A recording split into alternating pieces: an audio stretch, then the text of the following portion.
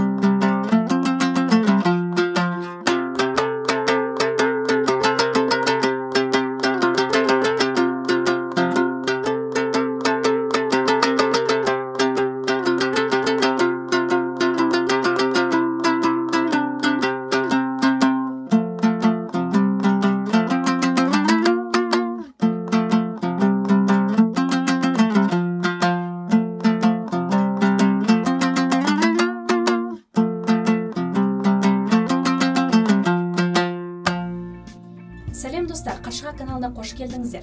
Біздің көмегімізбен сіздер домбыра ойнауға машықтанып, барлық қажетті теорияны үйреніп қана қоймай, тарту сапасын арттыратын боласыздар. Келесі қандай күйді ойнағанымызды қалайсыздар? Келіншек күйін үйрену үшін қосымша беретін кеңесім сіздерге. Ашық шекте мен қазір ойнаймын, сол ритмді көбірек қайталап отырыңыздар. Неге? Өйткені келіншек күйде ритм кішкене басқа күйлерге қарағанда басқаша. Төмен қағысты ұзақ аласыздар да, жоғары қағысты қысқа алып, қайттан төмен қағысқа. Сонда ол былай болады.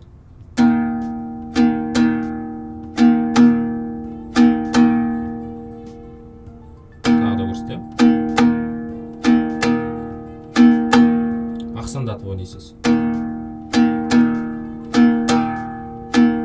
Сосын келіншек күйінде мысалға кез келген переходтар бар.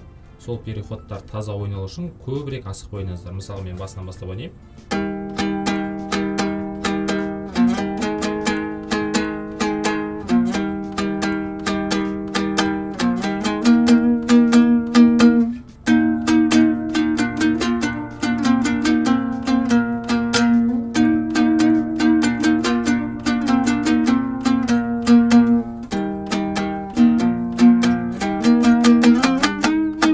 Деген переход бар, сол переходтарды таза шығу үшін көбірек асықпай ойнаңыздар.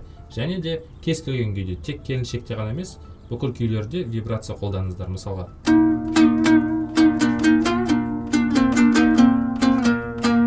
және фаршлаг.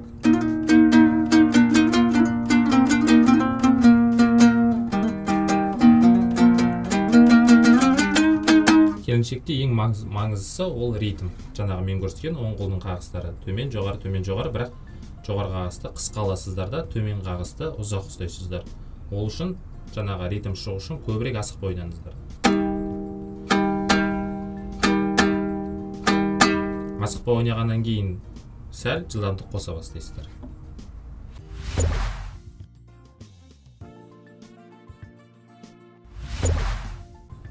Нота дегеніміз сол әліппе. Нота білгендіктен сіз сауатты музыкант боласыз. Және де нотаның бір жақсы қасиеті, кез келген интернетте жүрген кез келген күйді өзіңізге ұялы телефоныңызға немесе ноутбугыңызға көшіріп жаттай аласыз, егерде нота білетін болсаңыз. Жалпы домбыра енді бастап жатқан адамдарға менің берер кеңесім ол сандық жүйе. Сандық жүйе әлдеқайда жеңіл жаттау, бірақ та болашақта міндетті түрде нотаға көшкен дұрыс. Оң қолмен тез ойнау үшін міндетті түрде еңбектену керек. Ол бірден келетін қасиет емес тез ойнау, ол техника. Техниканы дамыту керек. Оған берер кез келген күйдің қағыстарын ойнасаңыз болады жаттығу ретінде. Мысалға, адайдың қағысы төмен басталған кезде деп басталады. Төмен жоғары, бір төмен, үш жоғары. Соны ашық шекте ойнай бересіз.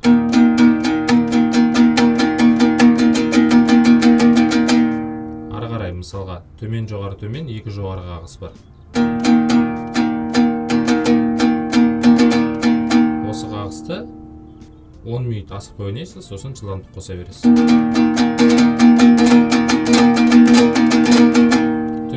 Төмен, деген қағысты ғана ойнасаңыз болады.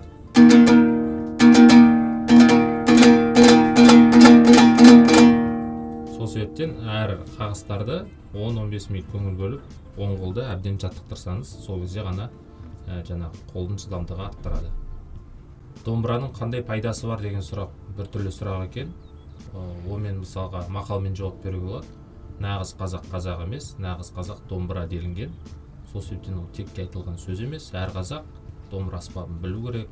Домбырада ойнаған кезде өз басым, мысалға, күйзелісте жүрсеңіз де сіздің жаңағындай жаныңызды тыныштандырады. Ойланған кезде де жақсы, мысалға, домбыра аспабын үні. Сол себептен әрбір тек домбыра ғана емес, кез келген аспап ол адамның жаңағы жанына жақын болады.